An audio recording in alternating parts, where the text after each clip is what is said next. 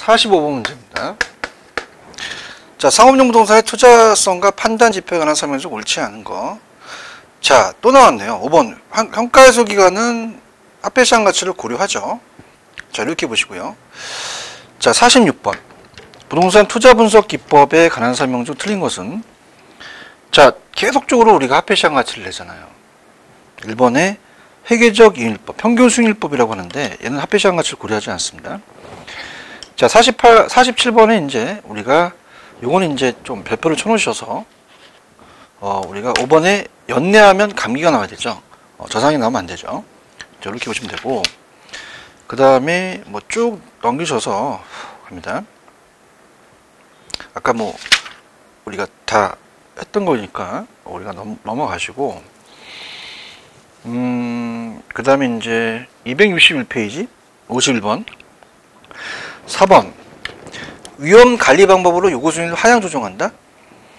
위험한 투자일수록 요구 수익률은 상향 조정하죠. 위험이 커질수록 요구 수익률 즉 할인율을 상향 조정시킨다 하셔야죠. 52번. 자, 이거 잘 나와요. 52번 별표. 자, 1번. 장래에 인플레이션에 영향되는 경우는 대출자는 변동 대신에 고정이다. 고정 대신에 변동이에요. 그 다음 넘기시면은, 자, 우리가 예전에 이제 합계시장 가치는 다 계산했기 때문에 기출문제 참고하시고요. 264잖아요. 자, 우리가 앞쪽에서 이제 57번 같은 경우는 앞쪽에 우리가 가공기 유용수를 했었잖아. 그럼 A가 가능 총소득, 공실 및 불량부채를 빼주고 기타 소득, 가공기, 자, 유용순이죠. 유효 총소득에서 유영순, 순소득이죠. 순소득, 순영업소득. 그래서 이제 어떻습니까? 우리가 가이웃은 이렇게 가셔야 되죠. 정답은 5번이 정답이겠죠.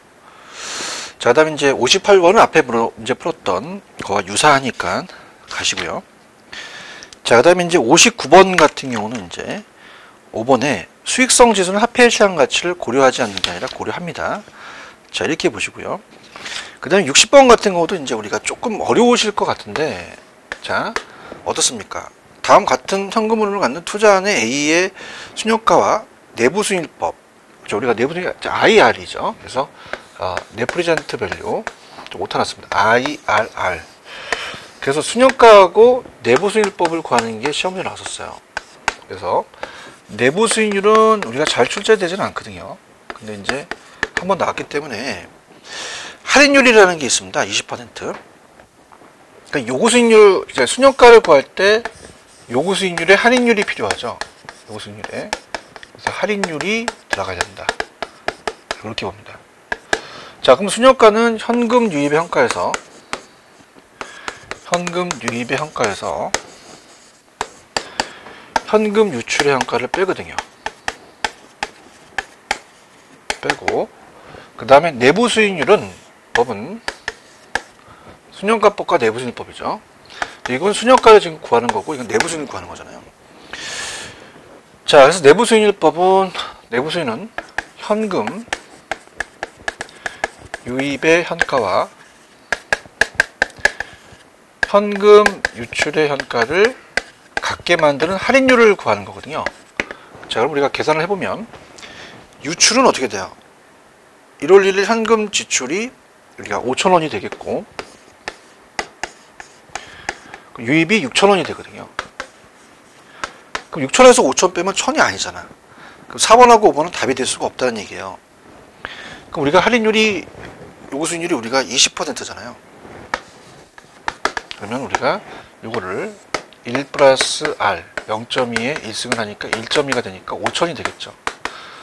그 순효과가 0이라는 뜻은, 자, 내부하고 요거 같습니다. 이건 얘가 20이면 얘가 20이에요. 자, 근데 우리가 한번 해봅시다.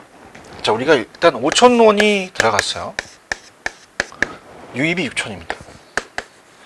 그래서 같게 만드는 할인율이라는 자체는 1 플러스 R의 N승에 이걸 구하라는 거거든요.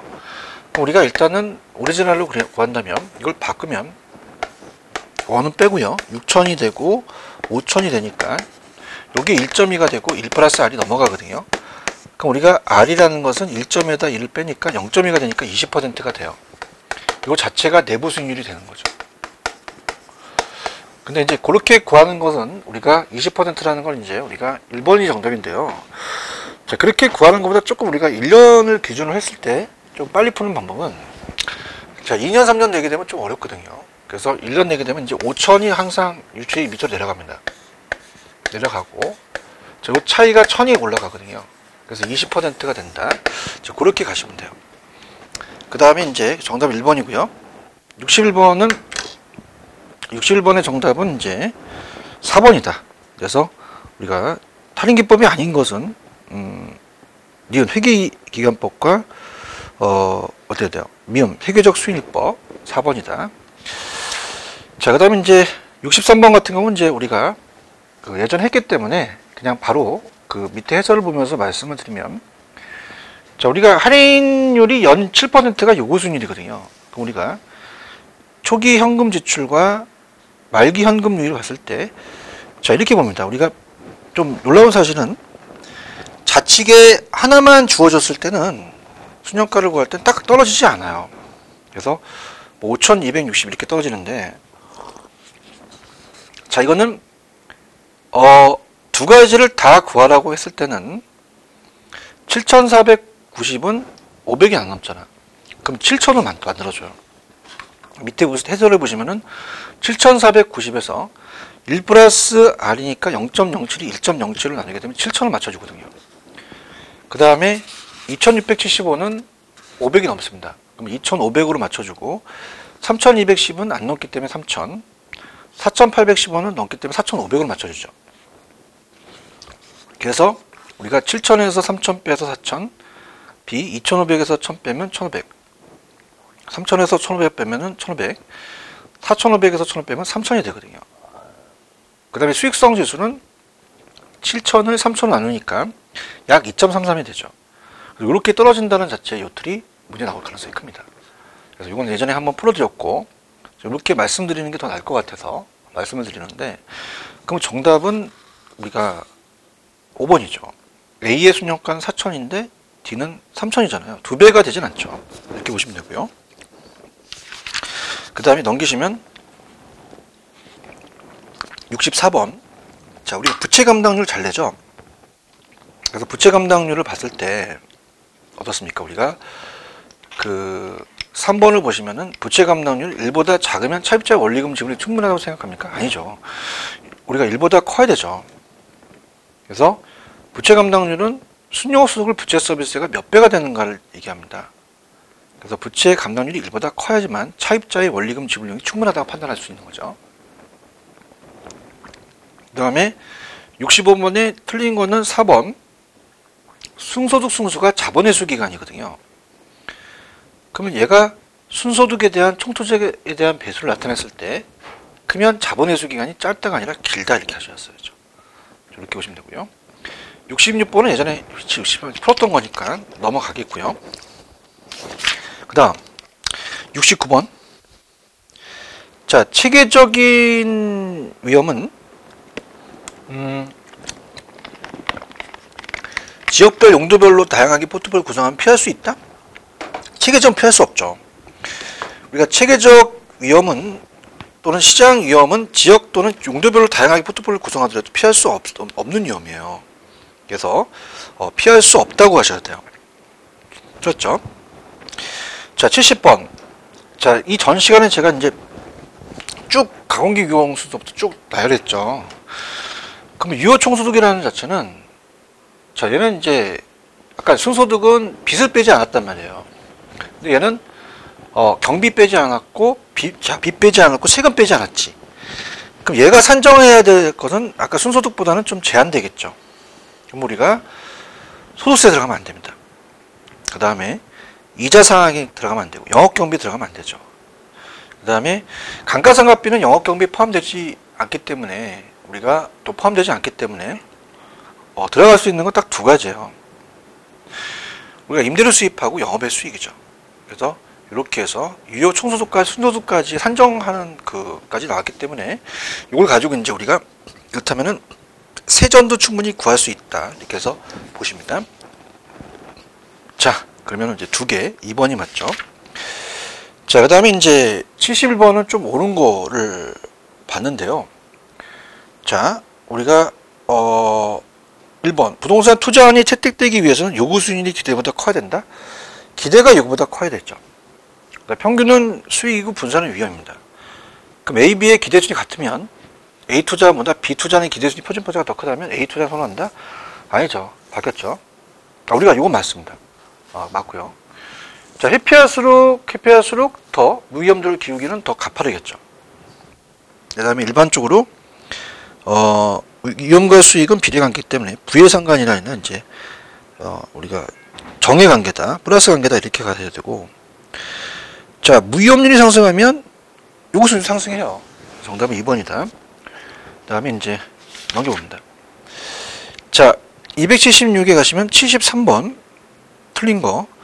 할인 현금 수지 분석법은 투자 기간 동안 현금물을 반영하지 못한다? 반영하죠. 우리가 반영을 왜 안 하겠어요? 현금물을 반영하겠고. 그 다음에 74번에 옳은 거를 본다면 포트폴리오는 인플레 경기 변동은 체계적인 분산 투자를 통해서 제거가 불가능합니다. 제거할 수가 없어요. 그 다음에 2번. 자, 상관계수가 1일 경우는 분산 효과가 없어요. 1보다 작을 때는 위험 절감 효과가 나타나지 않는다? 나타난다고 하셔야죠. 플러스 1인 경우만 아무 효과가 없죠. 이렇게 보시고요. 그 다음에 이제 우리가 어때요? 3번을 보시면은 자, 두 개의 투자 수익이 서로 다른 방향으로 움직인다. 그럼 양의 관계가 아니라 마이너스 관계죠. 그때 분산 효과가 작아지는 게 아니라 커진다. 4번이 정답이네요. 효율적 프론티어에 대해서는 이제 무차별성과 이제 접하는 점이 이 최저 포트폴리오가 됩니다. 4번이 정답이고요. 자, 5번에 이제 포트폴리오 편입하는 수를 늘리므로 체계적 위험을 줄여 나가는 게 아니라 비체계적 위험을 줄여 나가죠. 그 결과 이제 총 위험은 줄어들게 됩니다. 자, 75번 틀린 거 3번. 5년 후에 주택급에 필요한 자금을 만들기 위해서, 모으기 위해서 분립하는 것은 감책임계수예요. 그럼 3억에다가 감책임계수를 곱해야지 되죠. 그 다음에 76번은 자, 이거는 이제 조금 우리가 어렵기 때문에 여러분들이 이제 좀 필기를 해보겠습니다. 우리가 송수법이라는 게 있어요. 그래서 조선전후가 있었잖아요. 조선전후. 조소득 숭수. 자, 순영업소득 숭수. 그 다음에 세전 현금 수지 숭수. 그 다음에 세후 현금 수지 숭수가 있죠. 요걸 이제 많이 좀 수강생분들이 어려워하십니다. 조순까지는 빚을 안 깼기 때문에 총투자로 가고 빚을 빼면 지분투자로 간다는 거 배우셨잖아요. 자, 그럼 우리가 조순까지는 총투자액이 올라갑니다. 총투자액이 올라가고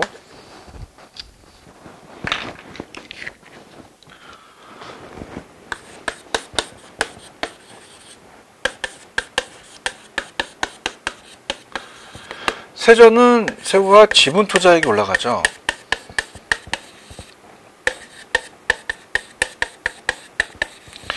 물어본 걸로 나눠요.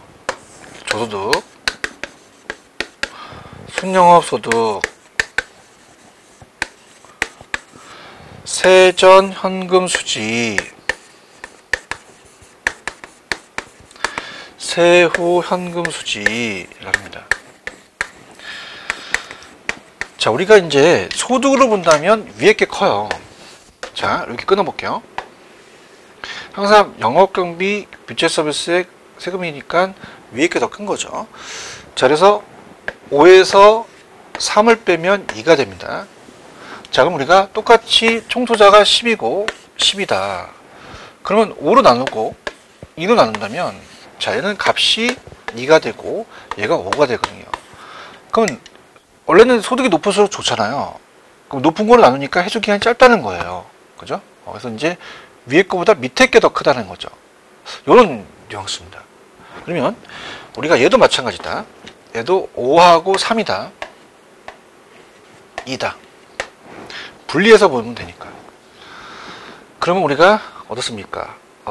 자체적으로 얘가 10였을 때 얘도 5로 나누고 2로 나눈다면 2하고 5다. 2, 5, 2, 5 이렇게 가신다면 밑에 게 더 클 수도 있다.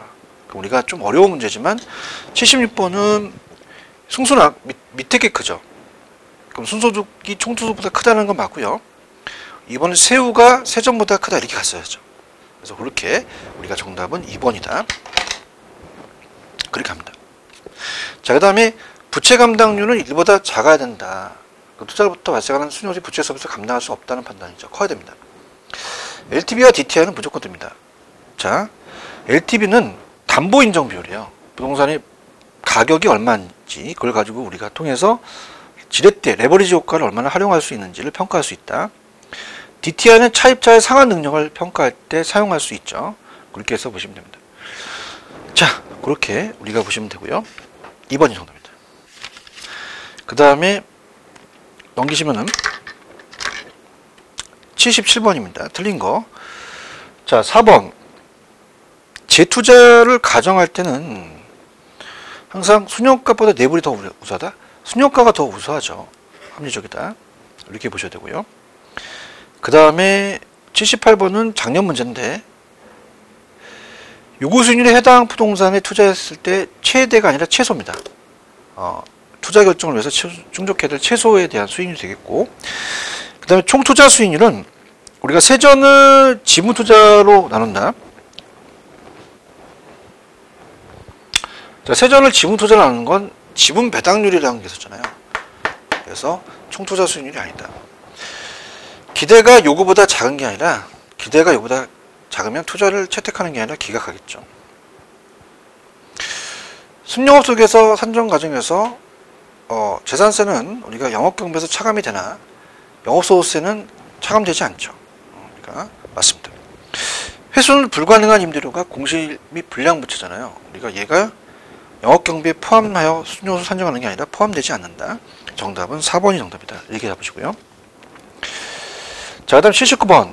모두 옳은 것은 경기 침체로 인해서 부동산의 수익성이 악화된 것은 경기 침체로 인해서 이건 시장, 사업상에 대한 위험이라고 봐야 돼요. 맞고요. 앞쪽에서 우리가 기출을 봤지만 차입자에게 고정금리 대출을 실행하면 대출자의 인플레 위험은 높아지겠죠. 이건 틀렸고요.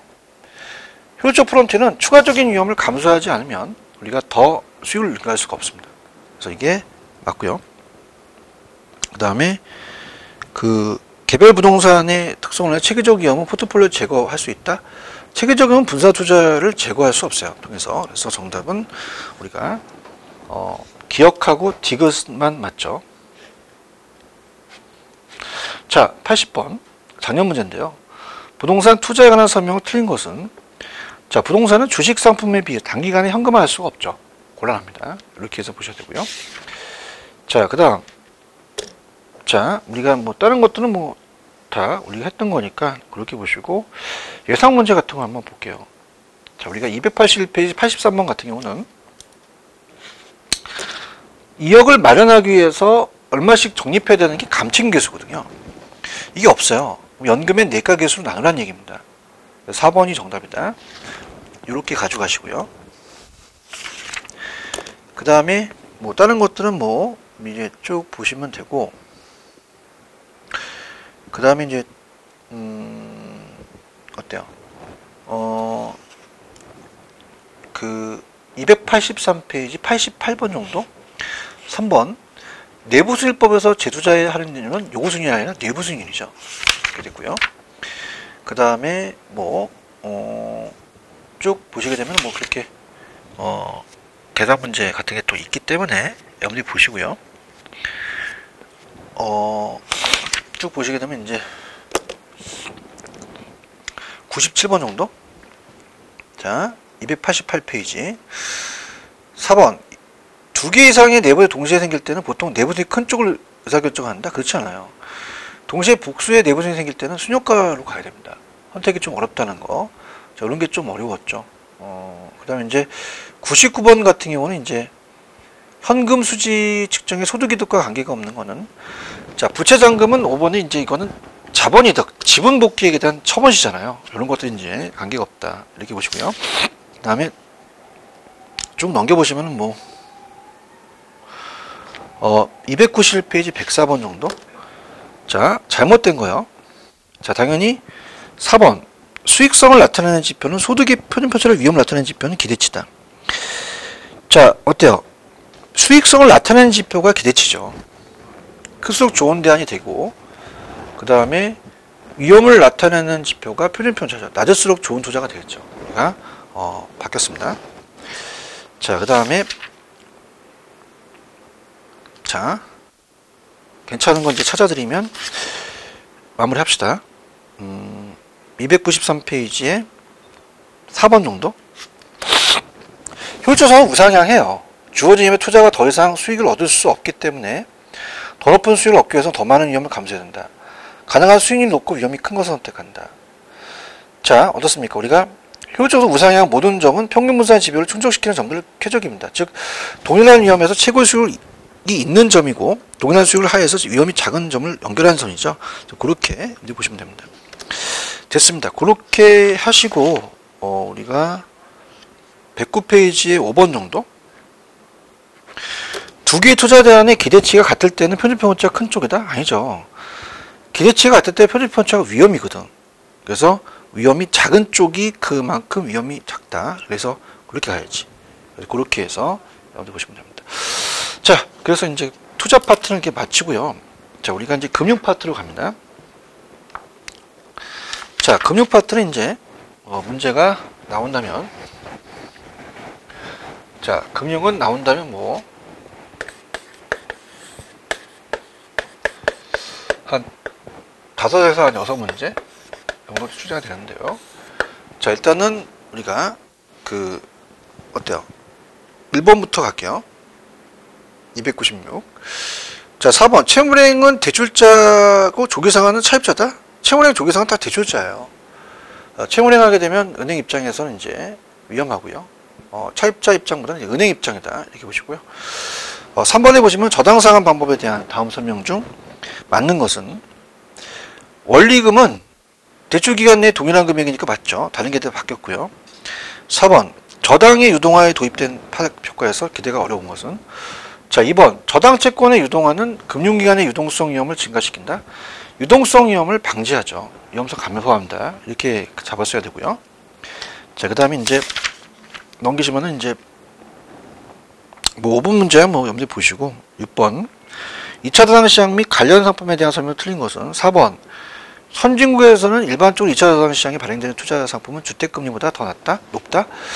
자, 선진국에서 이제 2차에 발행되는 투자 상품은 주택 대출금리보다 더 낮아야 되죠. 그래서 이제 1차가 더 높아야 된다. 이렇게 보시고요.